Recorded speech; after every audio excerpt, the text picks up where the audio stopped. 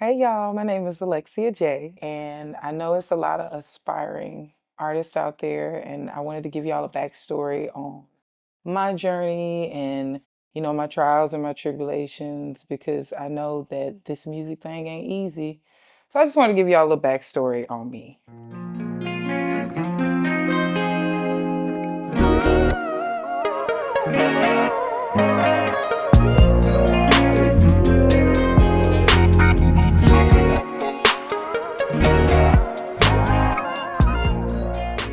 The moment I felt like I wanted to pursue music, I heard my uncle Leotis.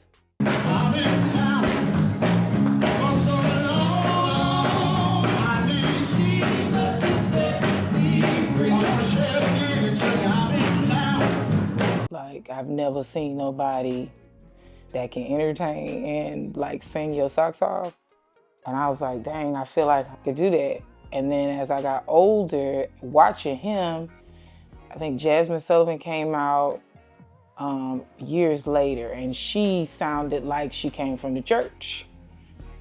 And I was like, dang, I know I could do that. I knew I could do it. And so my Uncle Otis and Jasmine Sullivan had to be like the two people that just made me feel like, okay, I know that I could do this. My biggest mentors and influencers I'm start with my mom because she started me with music. Like that's why I know so much is because of my mom. My Uncle Otis, I just watched him a lot. Sam Cooke, Donny Hathaway, Aretha, and Stevie Wonder and Ray Charles. Those are all people that I listen to faithfully to this day because I don't know, they taught me a lot. Oh, Fred Hammond, Smokey Norfolk, if we going gospel. Dietrich Haddon, Kirk Franklin, all of those people were really, all of them still are like deeply rooted in me. So my creative process when I'm writing music, I start with a melody. I'm a melody person. So I start with the melody and then I add the words.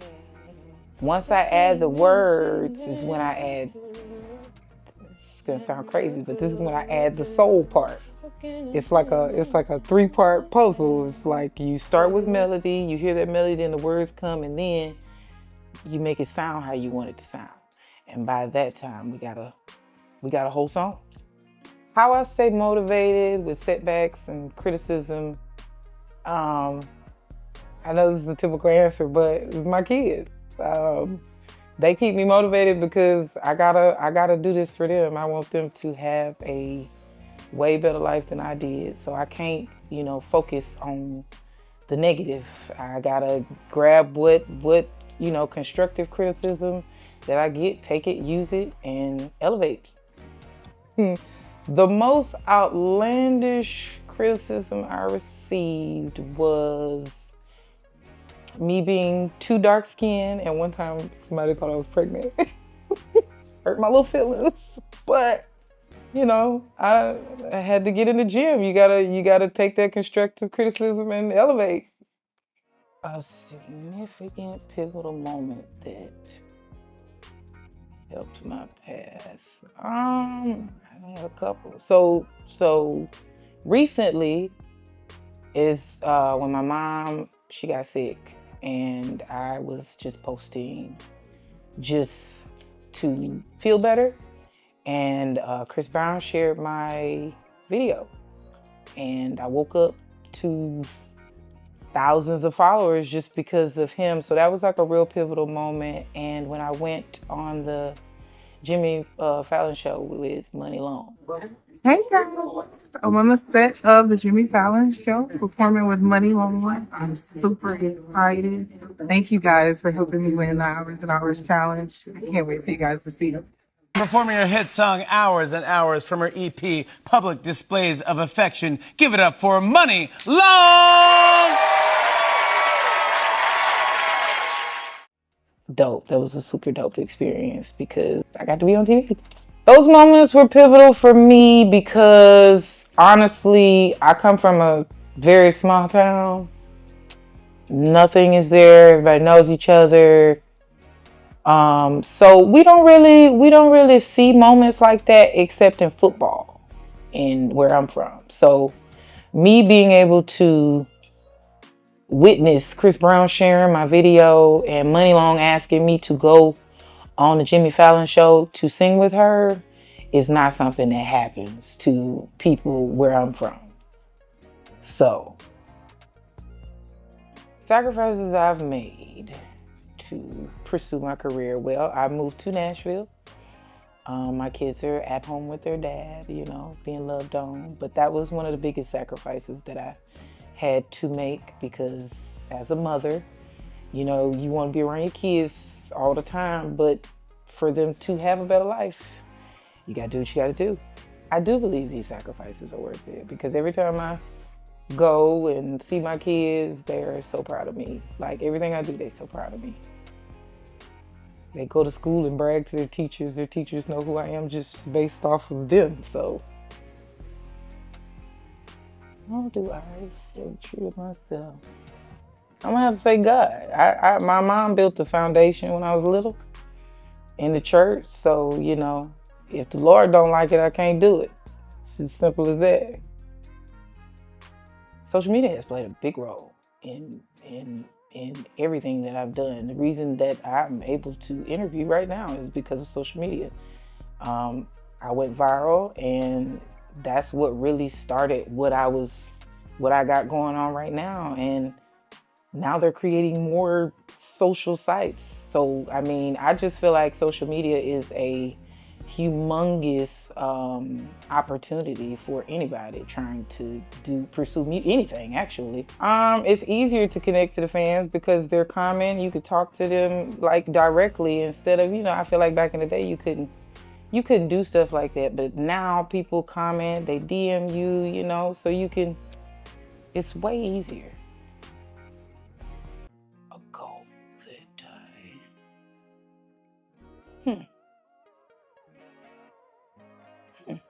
That's a good question. Okay, well, I'm just gonna be honest. At one point, you know, my goals were to gain more following. And honestly, I didn't know how I was gonna do that or what was gonna take place for me to get to that point. But I just put the work in and I got to, I think I'm at close to 300,000 now, praise the Lord.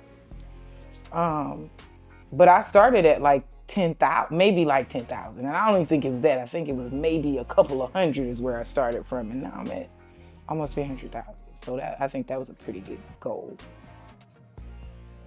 Advice I would give to inspiring artists. It may seem sometimes like nothing's happening, but it is. You just have to continue to do what you're doing, put in the work, and just stay true to yourself. That's it. It's gonna all work out. You just gotta keep doing what you do.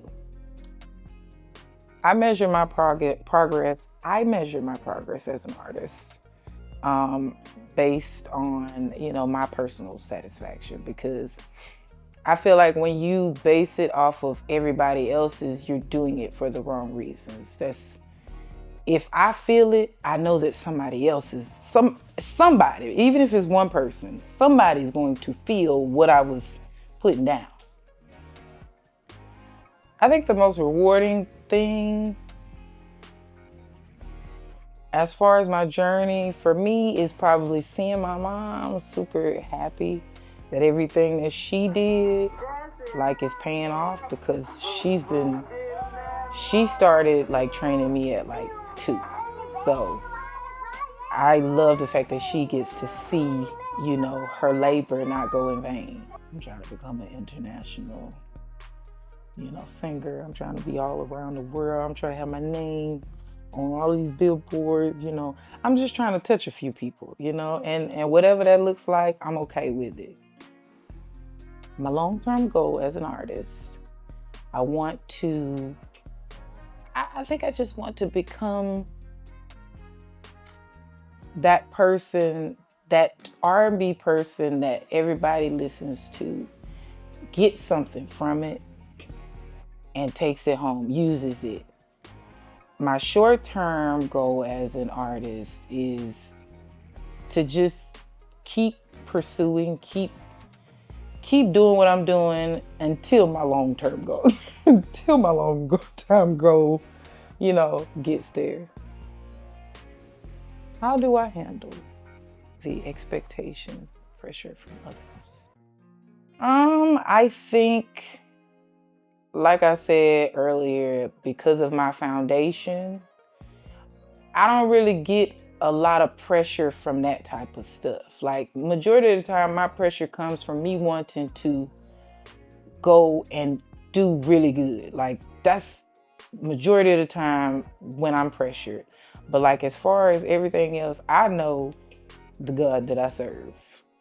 And I know that he works out all the other stuff. So I can only focus on the gift that he gave me to give. Some misconceptions about being an artist that I would like to clear up is it doesn't happen overnight. Like, now listen, it may happen overnight because we got social media now. But 9 times out of 10, those people have been working for a good little second to get to that one song. And then after that, that's when all the other songs do what they do. But I just don't feel like it happens overnight, is all. Yeah, just to get to that one song, it takes time.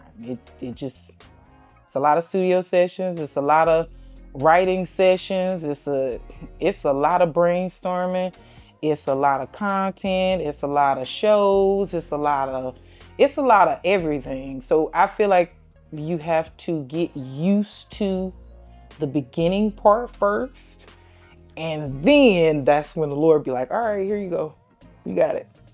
It's a lot of crying, it's a lot of not knowing, some of it is downtime because you don't know what's going on, but you're trying to figure it out. You just got to be calm and understand that it is a marathon, and marathons take a little time.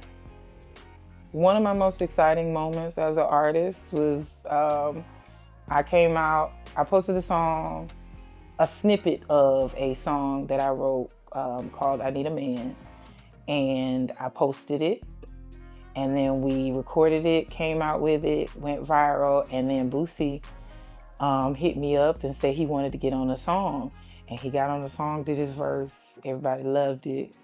And so that was a big moment. And then when I came out with my song, we got Big Crit on the record, which I was really excited about because I love him and Boosie. So I was super excited about both of those came out.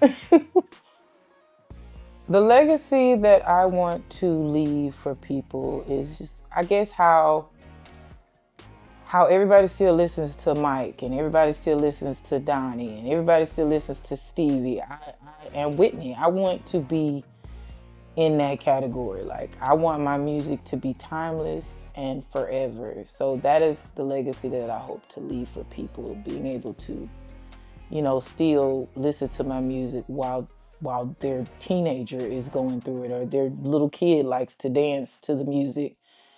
The legacy that I want to leave for my children is honestly just opportunity, just more opportunity to do more. So I'm gonna put in the work so they don't have to do too much. I have a EP coming out soon, so I'm working on that. I'm super excited about that. And then after that, I am doing my album. So those are 2 things I'm very excited about. What I want to leave to aspiring artists that are just trying to, make it right now is, it's not always going to be easy. It's not going to always be fun, but it's going to always be worth it. As long as you got God in your corner, you good. Don't let nobody tell you nothing different from what he already told you. Amen. Focus on all of my dreams, working a 9